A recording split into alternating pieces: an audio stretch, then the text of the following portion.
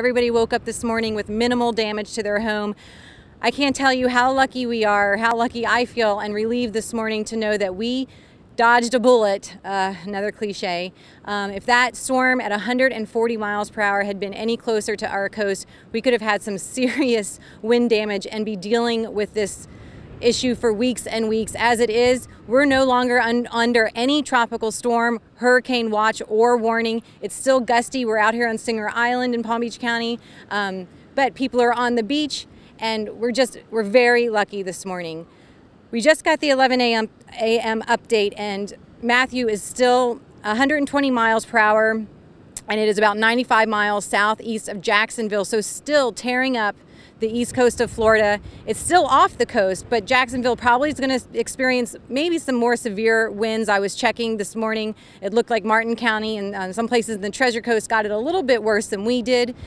The hurricane warnings now are expanded up to Surf City, North Carolina, and that just tells you how strange and how hard it is to predict these hurricanes, because 2 days ago, if you remember, they weren't even in the cone as much anymore. So fortunes shift pretty quickly when you're dealing with this kind of weather. FPL is reporting about 600,000 people are still without electricity in Florida. In Palm Beach County, it was about 27,000. My lights flickered last night, but I was so lucky to have the air conditioning and everything on this morning when I woke up. There are about 22,000 people in shelters statewide, and I think we had about 6,500 in Palm Beach County seek shelter. Now, they had evacuated the barrier islands because they were afraid of storm surge, which was supposed to be 5 to 6 feet worst case scenario. We'll know more when they do a final report from the National Hurricane Center how bad it got. Now, Hurricane Nicole actually is no longer a hurricane. It's a tropical storm. It did make it to a Category 2 at some point overnight and this morning, but it's been downgraded. It's still spinning out in the Atlantic. It's not expected to impact us directly at all. There might be some interaction with Matthew as it takes that kind of curlicue route back towards Florida, which is supposed to do and be a tropical storm off our coast on Wednesday. That's as far as the forecast got. I'm going to be learning more about that today and be working on a story for the weekend about what we're going to see next week from Matthew if it comes back. Now, maybe we didn't see a ton of damage in Palm Beach County, but on Singer Island, we did see some problems, and right now we're looking at some turtle eggs that look like they probably got washed up during the storm. These are unhatched turtle eggs, and there are multiple ones all over the beach.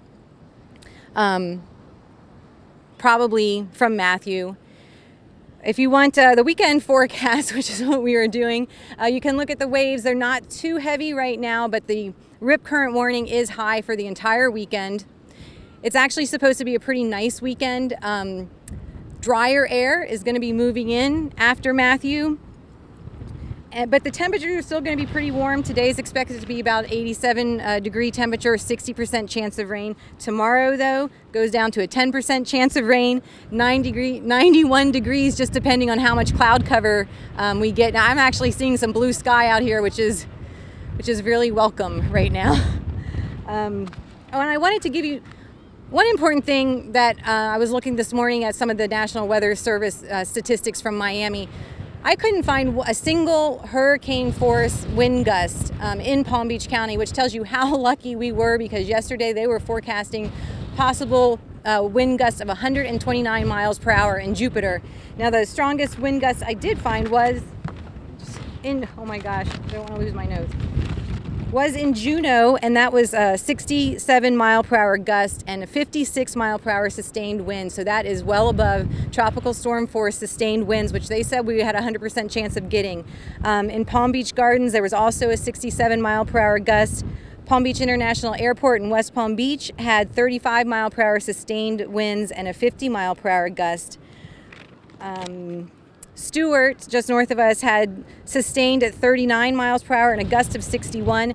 Now, I was talking to the Florida State climatologist, David Zierden, this morning also. Some of the measuring stations actually lost electricity at some point overnight. So these are early, they might be revised. Vero Beach had a gust of 74 and sustained at 49 miles per hour. And Melbourne had sustained at 44 and a gust of 70.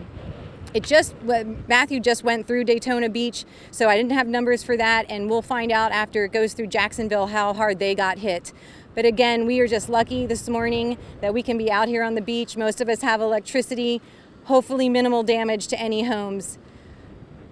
I'm breathing a sigh of relief. So this is Kimberly Miller with the Palm Beach Post. Keep checking out our website. We'll continue to have updates on Hurricane Matthew.